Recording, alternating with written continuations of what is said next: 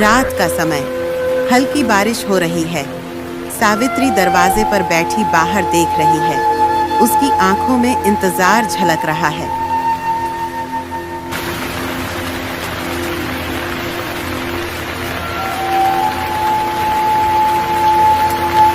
अचानक बाहर से पैरों की आहट सुनाई देती है।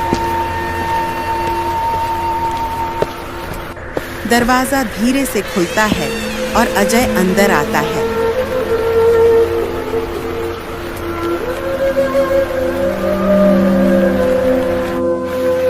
अजय, तू आ गया बेटा? हाँ माँ, आना तो बहुत पहले चाहिए था, पर क्या बेटा? माँ के लिए इतना भी वक्त नहीं निकाल पाया? अजय चुप रहता है। सावित्री की आंखें भर आती हैं। वह कांपते हाथों से अजय के सिर पर हाथ रखती है। तेरा कमरा वैसे ही रखा है जैसे तू छोड़ कर गया था। तेरा पसंदीदा तकिया, तेरा पुराना रेडियो, सब संभाल कर रखा है।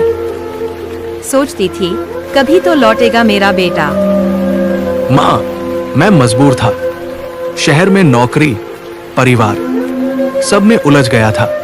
मैं जानती हूँ, माँ तो सबसे आखिर में आती है ना? पर बेटा, क्या माँ सिर्फ जन्म देने के लिए होती है? क्या उसका कोई हक नहीं कि बेटा कभी आकर पूछे, माँ तू कैसी है? माँ, ऐसा मत कहो, मुझे खुद पर शर्म आ रही है।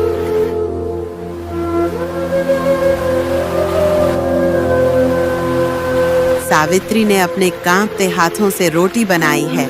अजय खाने की थाली में बैठा है, पर आंखों में अपराध बोध है। बेटा, तेरी पसंद की लौकी की सब्जी बनाई है। माँ, तू अब भी मेरे लिए वही बनाती है?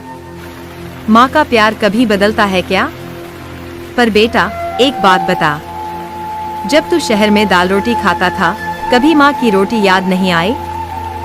बहुत याद आई माँ, पर मैं एक जिम्मेदार आदमी बनना चाहता था, इसलिए। जिम्मेदारी सिर्फ पैसे कमाने से पूरी होती है। माँ का दिल जो रोज तुझे याद कर रोता था, उसकी कोई जिम्मेदारी नहीं थी। अजय की आंखों से आंसू गिरते हैं। वह रोटी का टुकड़ा तोड़कर खाता है। हर निवाले के साथ यादें ताजा हो रही हैं।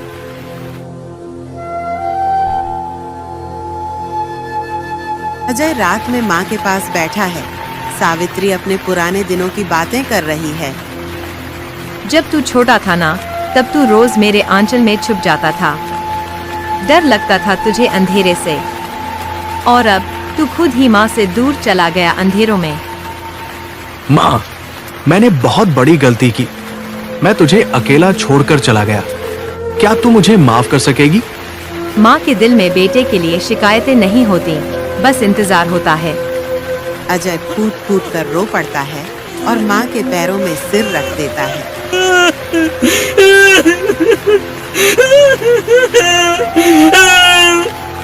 माँ, मैं तुझे अब कभी अकेला नहीं छोड़ूंगा। मैं तुझसे कुछ नहीं चाहती, बस इतना कि जब मैं इस दुनिया से जाऊं, तब मेरे सिरहाने मेरा बेटा खड़ा हो। दोनों माँ बेटे गले लगकर रोते हैं। बाहर बारिश और तेज हो जाती है, जैसे आकाश भी उनके दर्द को महसूस कर रहा हो।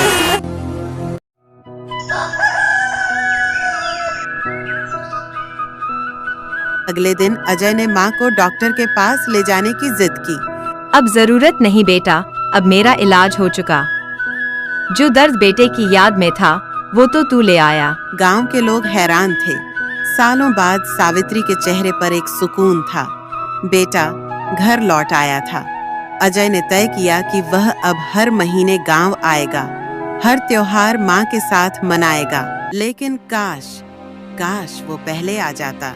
कुछ महीनों बाद एक सुबह गांव से फोन आया। सावित्री नहीं रही। अजय दौड़ता हुआ गांव पहुंचा, मगर इस बार माँ का दरवाजा बंद था।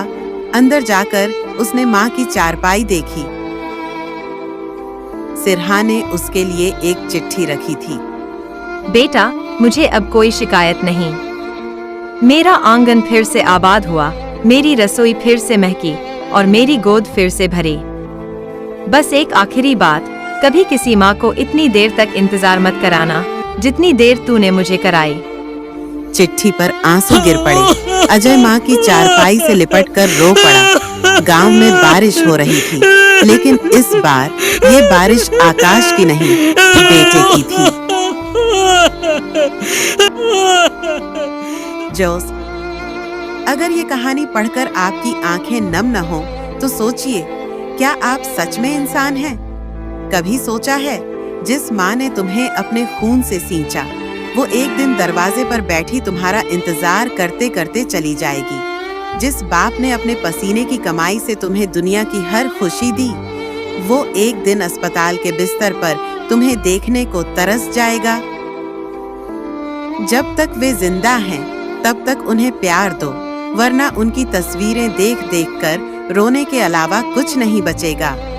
अगर तुम्हारे माँ बाप अभी जिंदा हैं, तो अभी इसी वक्त उन्हें फोन करो, उनके पास जाओ, उनके गले लगो। अगर तुमने उन्हें सालों से नहीं देखा तो शर्म से डूब मरो, क्योंकि दुनिया में इससे बड़ा गुनाह कोई नहीं। अगर तुम्हें ये कहानी दिल तक लगी हो तो अभी शेयर करो, ताकि हर बेटा ये सीख ले। अभी इस वीडियो पोस्ट को लाइक करो, ताकि दुनिया जाने कि माँ बाप से बढ़कर कुछ नहीं। सब्सक्राइब करो, ताकि हर बेटे तक ये सच्चाई पहुंचे और कोई भी माँ बाप का इंतजार करने पर मजबूर न हो। कसम खाओ कि कभी अपने माता पिता को अकेला नहीं छोड़ोगे, नहीं तो एक दिन तुम खुद को कभी माफ नहीं कर पाओगे। Double asterisk.